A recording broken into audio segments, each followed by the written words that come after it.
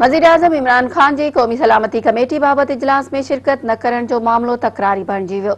वफ़ाक़ी वज़ीर फवाद चौधरी चयो आहे त वज़ीराअज़म अपोज़िशन जे इतराज़ सबब इजलास में शिरकत न कई।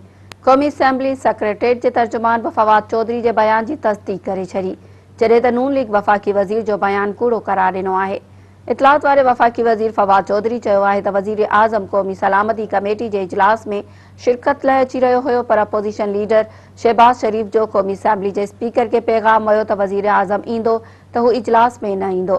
ख़ानगी टीवी चैनल सां ॻाल्हाईंदे पंहिंजे ट्वीट में फवाद चौधरी चयो त असांजी दुआ ऐं कोशिश आहे त अफ़गानिस्तान में पुरअमन हुकूमत क़ाइमु थिए।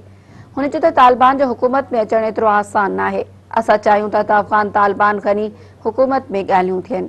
होॾां मुस्लिम लीग नून जे तर्जुमान मरियम औरंगज़ेब फवाद चौधरी जे बयान ते रद्द अमल ज़ाहिर कंदे चयो आहे त फवाद चौधरी कूड़ ॻाल्हाए रहियो आहे, हू प्रोपेगंडा मशीन आहे। हुन चयो त शहबाज शरीफ वज़ीर आज़म खे कीअं रोके हा, मीटिंग त स्पीकर घुराई हुई। हुन चयो त फवाद चौधरी वटि शहबाज शरीफ जे पैगाम बाबति सबूत आहे त साम्हूं आंदो वञे।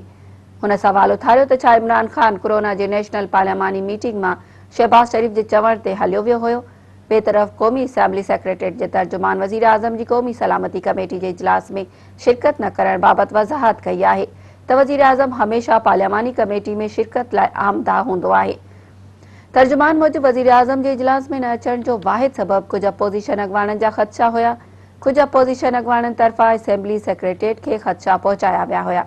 तर्जुमान मूजिब अपोज़िशन जे ख़दशे सबब वज़ीर आज़म खे आगाह कयो हुयो।